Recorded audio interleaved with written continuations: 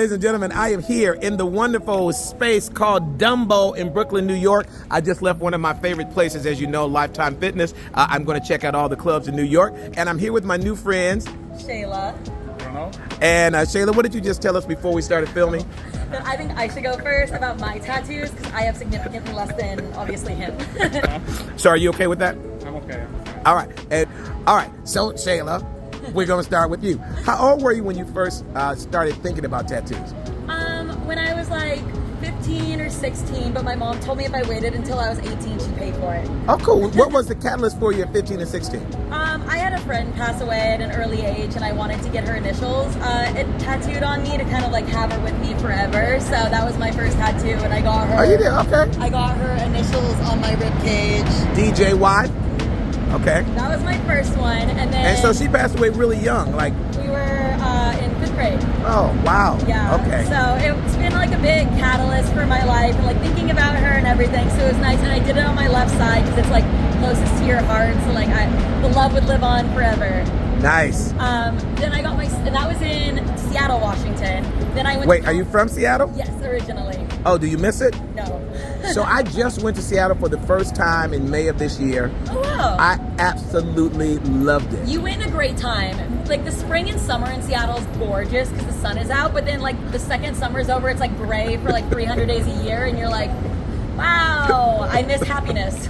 Wow. Okay, well, I enjoyed it while I was here. Okay, let's go on. Then I went to college my freshman year in Eastern Washington, and my mom and I got matching suns Oh, sweet.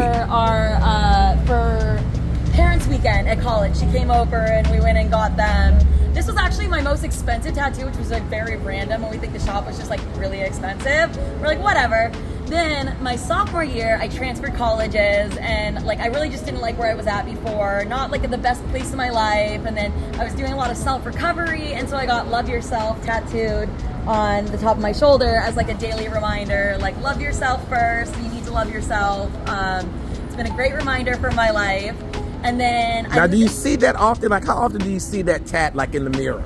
Not this one as much as the others. Also, because like I'm wearing usually like a lot of shirts, so if anything, I'll see like LO or like the first part of it. So reflecting, I think I probably would have gotten it somewhere else, but nonetheless, I do like it there because I feel like it's a fun highlight. Yeah. You know. Okay. Now, tell me quickly, the tat that your mom got together, what's the significance about that one for you? Oh, I've always been her sunshine. So like that's always been her nickname for me. And then we also have gone, like our vacation every summer was this place called Sun River, Oregon, and we went every year for like 16 years in a row before I moved out here. We got married. The last couple of years have just been crazy, but that used to be like our spot.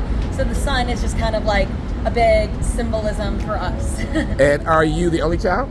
Of hers, yeah. I have a stepbrother on my dad's side, but I've always been her only one. Okay, because I have some parents who have a tattoo for one child and not the other children. Oh, yeah. And then I've also, a few of my friends have like family tattoos, and when one daughter gets old enough, she gets the family tattoo, and I feel like it's like a vampire werewolf thing, you know, like you got the mark. What else do we have? When I moved out to New York, I really wanted to get another tattoo, and Wait, did you move here to marry him? No, I moved here. I was gonna say player.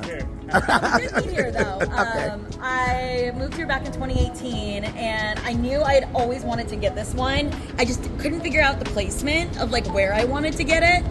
And I saw a girl with a tattoo here. It wasn't this one, it was just like another tattoo here, and I was like, oh, I love that. So a random Sunday, I just I called my roommate. I was like, hey, do you want to come with me to get a tattoo? And she's like, you're getting a tattoo today? I'm like, yeah, I'm just gonna walk into a place. And I walked into a random Fly Right tattoo in Williamsburg, and just like walked up and was like, hey, can I get this tattoo today? And they're like, yeah, we're cash only. I'm like, all right. Went to the bar next door, got some cash, and walked out with a tattoo. And it was actually like the most the least painful one. Super quick, super easy. And then I kind of just like waited actually this one was before that one. This one was before I moved to New York. It's Om Namah Shivaya in Hindu. Okay. My aunt and I were supposed to go to India together and work or like volunteer at a couple elephant rescues. And she also unfortunately passed away, but she had this tattoo and she got it on her wrist her last birthday before she passed away as a gift to herself. And so I took a bunch of pictures of that tattoo, and then turns out she actually had some of the characters wrong in it. And I sent it to my friend who actually like her family reads and writes and corrected it for me, and I took the corrected version and my aunt's version and brought it to the tattoo shop, and they created like a straight line version of it versus like around her wrist. So that was also like all of mine have like small meanings, even if they were like impromptu tattoos. Yeah, some of those are significant meanings. Now, excuse me, which one was most painful? Probably my ribcage one, because it's in such an intricate spot, and like it was my first one, and like you don't think about like what your breathing does when you get like anxious or something hurts or whatever. Like the first thing you're gonna do is like hyperventilate or breathe too hard, and you can't do that when someone's literally tattooing your ribcage. So you're like trying not to breathe too hard. Meanwhile, you're like, I am in so much pain right now, and you're not. It's not like you've built up a stamina to it because it's your first tattoo. Like this was definitely the most painful. But this one, when I got really close to my neck, was really painful. It wasn't that painful down here, but like when they were doing the lettering up by the top, I'm like, okay, we're good. We're good on that section for a little bit. What do you do to pass the time while you're being tattooed? Think about it. I am like unfortunately thinking about the tattoo the entire time. I can't look at it though because I can't do blood, like, and if it bleeds at all or anything. And then yeah, that's. Oh wait, I forgot. I also got one on my bachelorette randomly in Miami. A moon? Is it a moon? Okay.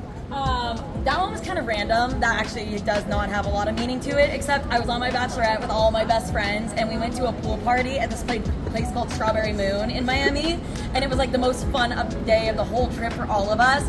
And so after everyone left, but like one of my friends who I was flying back with, we were like having a drink across the street from a tattoo place. We're not supposed to, don't recommend that. But then we were like, what are the odds we go get a tattoo right now?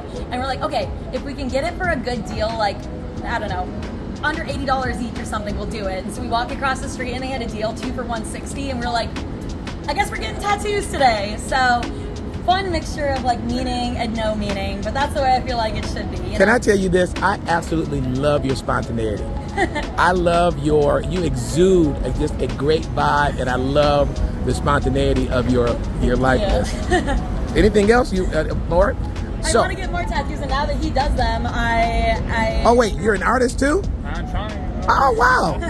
Okay, So you got I'm the other an question. in-home tattoo artist. So the price is really good. Yes. Really good. So for you, how do you decide what goes on your body and where it goes? I feel like it has to be something that like I want to be able to explain it to someone, you know, like even if it's a moon that I got because I had fun with my friends on my bachelorette, you know, that's a story at least. Like I want to get something that no matter where I am in life, like I'll be able to recall like, oh yeah, this is why I got it and love it. I also I work corporate, which doesn't really matter as much anymore, but I always wanted to get a tattoo in a place that if I needed to, like if I was going into something really, really, really important and they really, really, really just wouldn't let you have tattoos, I could cover it. That's never actually been an issue ever, so reflecting, I didn't need to be worried about that, but that was my kind of like train of thought initially. And like my next goal is I really want to do like the patchwork kind of style of small ones all over my back, like kind of randomly, you know, so it looks like a cool random aesthetic. Any color? No, I actually I want the color to fade out of this one because I prefer black and white. Okay. But like I had gotten this one when I was like 19, and like I hadn't set that like goal for myself of like just black and white. So now when the color fades from that one, I want to pretty much keep it pretty black and white. But I know Mr. Color over here. I don't like colors, so. Is there, for people who don't have a tattoo but maybe consider getting one, any advice? I mean, don't think about it as much as everyone tells you to. Like, people are like such naysayers, and they're like, yeah, but what about when you're 60 or 70 and like what your skin's gonna look like, and it's on your skin forever. It's like, yeah, I know, like it's my body, and I've met a lot of 60, 70, 80-year-olds who still love their tattoos at that point. Like, Still getting them. exactly. It's like you don't inherit, like you grow and you change a little bit, but like your character and who you are stays the same pretty much your whole life, you know? So something that mattered to you 20 years ago, probably you'll think back to it and it still matters. Art, inspiration, or combination? Inspiration, I would say, like, I always get nervous with getting too intricate because I'm like I like laying out in the sun, and I know the sun causes a lot of lines to bleed, and so if I get anything too intricate, I'm like, I don't want it to look crazy in like 2 years. So I like going off of kind of more ideas. Okay. Oh, yeah. Well, thank you for your time. Of course. And you went first. Yes.